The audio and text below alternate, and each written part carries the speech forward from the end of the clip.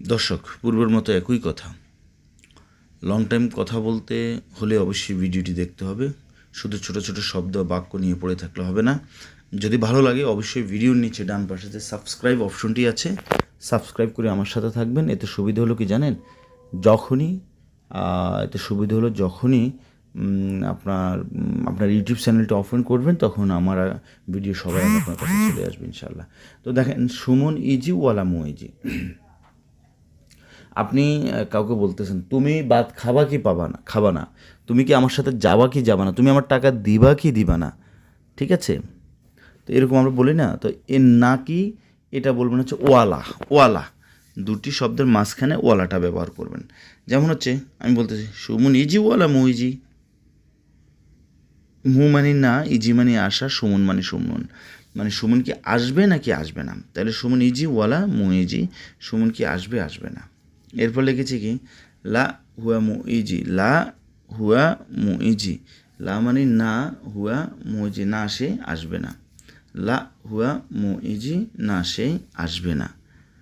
আচ্ছা, তো লা মানে হচ্ছে কি না, হুয়া মানে সেই, মু মানে না। আমি আবার বলতেছি, আপনাকে আমি প্রশ্ন করতেছি বা আপনি আমাকে প্রশ্ন করতেছেন সুমন ইজি ওয়ালা মু ইজি। মু মানে না, সুমন নুম ওয়ালা মু নুম।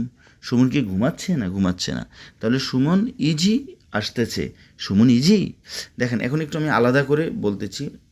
আচ্ছা, সেটা পরে বলবো, আগে বাক্যটা শেষ করে নিই, গল্পটা। তাহলে সুমন ইজি ওয়ালা মু ইজি, সুমন কি আসবে কি আসবে না। লা উহা মু ইজি। এরপর আপনি আবার বলতেছেন কি লা। লা মানে কি না, হুয়া মানে কি সেই, হুয়া মানে সেই। লা হুয়া, হুয়া মানে না সেই, মু মানে না, ইজি মানে আসা। লা হুয়া মু ইজি। মিতা ইজি হুয়া বা মিত ইজি হুয়া, সে কখন আসবে। আবার আমি আপনাকে প্রশ্ন করেছি মিতা ইজি হুয়া, মিতা ইজি হুয়া, সে কখন আসবে। তখন আপনি বলতেছেন, আবার আমি আপনাকে বলতেছি ইনতা আরেফ, তুমি কি জানো। ইনতা মায়ালুম, তুমি জানো। হুয়া রু কাম ইজাজা। হুয়া রু, সে গিয়েছে। কাম ইজাজা, কাম মানে কত। যেহেতু এখানে কাম আছে তখন আপনাকে বুঝিয়ে নিতে হবে কাম মানে কতদিন সে ছুটি গিয়েছে। তাহলে পুরো বাক্যটির মধ্যে আমরা কি পেয়েছি, আমরা পেয়েছি যে সুমন ইজি ওয়ালা মু ইজি, সুমন কি আসতেছে নাকি আসতেছে না। এরপর উত্তরে আমি আপনাকে প্রশ্ন করেছি, আপনি বলছেন লা হুয়া মু ইজি, না সেই আসতেছে না। তো আবার আমি প্রশ্ন করছি মিতা ইজি হুয়া, সে কখন আসবে। মিতা মানে কখন, ইজি মানে আসা, হুয়া মানে সেই। মিতা ইজি হুয়া, সে কখন আসবে।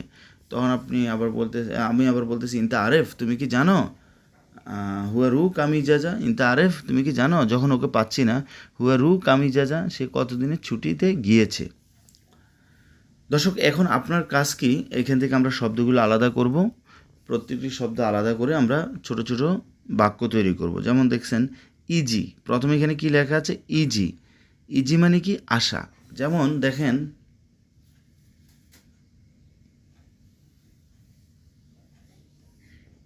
আনা ইজি,